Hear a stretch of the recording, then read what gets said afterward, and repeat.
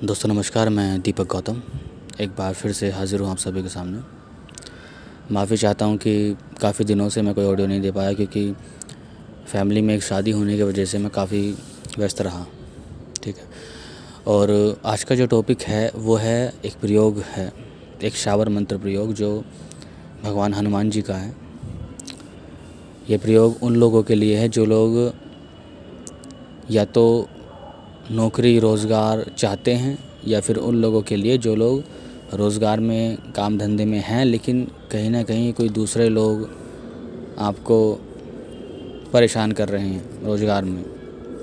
जैसे होता है ना कि जब आप किसी प्रकार की जॉब में होते हो, नौकरी में होते हो या फिर व्यापार में होते हो, तो कुछ लोग होते हैं, कुछ लोग नीच टाइप के लोग होते हैं जो आपका डिमोशन कराना चाहते हैं। ठीक है।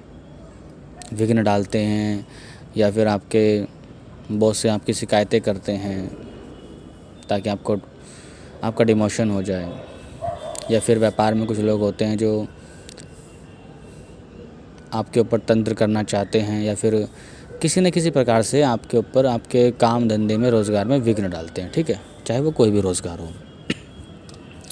और दूसरी चीज़ ये कि उन लोगों के लिए जो लोग काम धंधा नौकरी चाहते हैं, जिनके जीवन में वो काफ़ी कोशिश करने पर भी किसी प्रकार की नौकरी काम उनको लग नहीं रहा है। ठीक है। तो जैसे मैंने कहा, ये शावर मंत्र प्रयोग है और ये प्रयोग आपको 2 से 3 बार करना पड़ता है, और ये प्रयोग मंगलवार और शनिवार के दिन होता है। ठीक है। इस प्रयोग में जो सामग्री आपको लगेगी वो लगेगी, एक तो हनुमान जी की फ़ोटो आपको चाहिए। ठीक है, तस्वीर अगर आपके पास हो तो ठीक है, या फिर मूर्ति आपके पास हो तो भी चलेगी। ठीक है।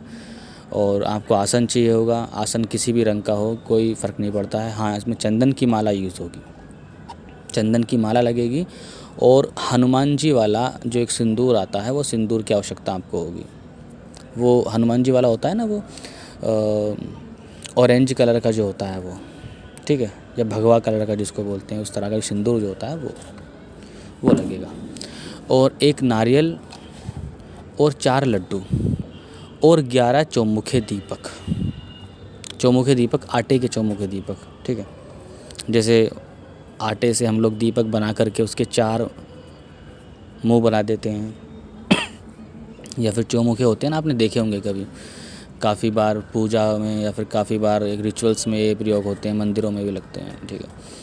तो चौमुखे दीपक बना लेने हैं, और चंदन की माला, नारियल, हनुमान जी वाला सिंदूर, एक हनुमान जी की फ़ोटो और 4 लड्डू का भोग, या आप चाहो तो फूल और कोई भी अच्छी सी धूप का प्रयोग कर सकते हैं। खैर, धूप का प्रयोग तो करना ही है। ठीक है। कोई भी खुशबूदार धूप जो आपको ठीक लगे, या गूगल की धूप का प्रयोग कर सकते हैं। इसमें आपको ये प्रयोग दिन में करना है, रात में नहीं। यानी कि आप 6 बजे के बाद, शाम के 6 बजे के बाद इस प्रयोग को मत कीजिए। अगर वो प्रयोग करना है तो पहले कीजिए क्योंकि 6 बजे के बाद रात हो जाती है, पहर बदल जाता है। और इसमें आपको पूर्व दिशा के तरफ मुख करके ये प्रयोग करना है। और ध्यान रखिए, जो कि शावर मंत्र प्रयोग है, तो ये प्रयोग 1 या 2 बार दोहराने पर ही काम कर जाता है। और मेरा खुद परिचित प्रयोग है, मैंने खुद इसको मैंने किया है, अब नहीं, काफ़ी पहले किया था। तो आपको करना ये होगा कि आप पूरब की तरफ मुख करके आसन बिछा लीजिए, और एक छोटी सी बाजोट पर हनुमान जी की तस्वीर रख लीजिए, या फिर किसी प्लेट में, जैसे प्लेट होते हैं उसमें भी रख सकते हैं, क्योंकि परमानेंटली तो रखनी नहीं है कि आपको बाजोट लगा करके वहाँ पर एक स्थान बनाना है। ठीक है। आप बाद में उसको हटा सकते हैं, फिर से जब आप अगली बार जब उस रिचुअल को करोगे तब फिर से आप उसको लगा सकते हैं। ठीक है। और इसमें आपको, जैसे आपने तस्वीर लगा ली, आसन बिछा लिया, माला ले ली, और आपको सबसे पहले क्या करना है कि चौमुखे दीपक जलाने हैं। ठीक है। और ये ध्यान रखिएगा कि दीपक को एक एक करके जलाइए। मेरा मतलब ये है कि आपने किसी अलग स्थान पर 11 दीपक रखे हैं। ठीक है। आप एक दीपक उठाइए, चारों तरफ से जलाइए, फिर रख दीजिए, फिर एक दीपक जलाइए, फिर रख दीजिए। अगर आप सामने उसको सजा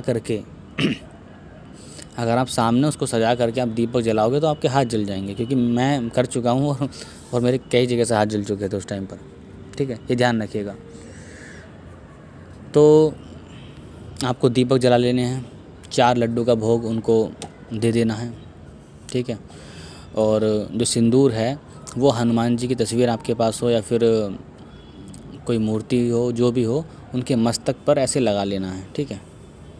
जैसे होता है ना कि हनुमान जी के ऊपर चोला चढ़ता है सिंदूर का, पूरा चोला नहीं चढ़ाना है। अगर आपके पास हनुमान जी वाली कोई ऐसी मूर्ति हो तो आप पूरा चोला चढ़ा दीजिए, खैर ज़रूरत नहीं है। आप सिर्फ उनके मस्तक पर सिंदूर लगा दीजिए और वो सिंदूर फिर अपने सिंदूर से अपना तिलक भी कर लीजिए। सिंदूर सूखा आता है, गीला भी आता है, जो भी आप चाहो ले सकते हो। सूखा अगर हो तो उसमें थोड़ा सा ऑयल मिला करके, घी मिला करके उसको अपने मस्तक पर लगा लीजिए और हनुमान जी को लगा दीजिए, ठीक है। और लड्डू का भोग दे दीजिए।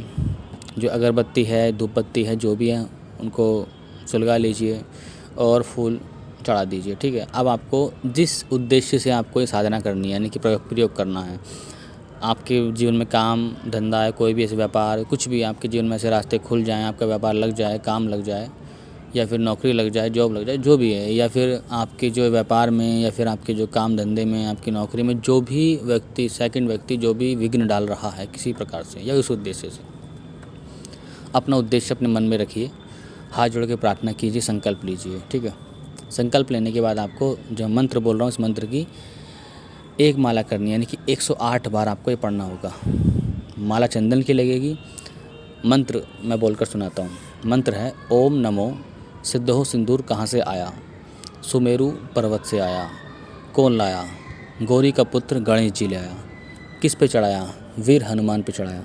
ओम सिंदूर महासिंदूर घी तेल से तिलक करे, दुश्मन को मार भगावे, 12 वर्ष के वीर हनुमान, हाथ में लड्डू मुख में पान, जो इस बालक की पूजा मेटे, राजा मेटे राज से जाए, प्रजा मेटे धन संपत्ति से जाए, घट में खाए मसान में रहे, रक्षा करे अंजनी माई, 12 बरस के वीर हनुमान, ठीक है।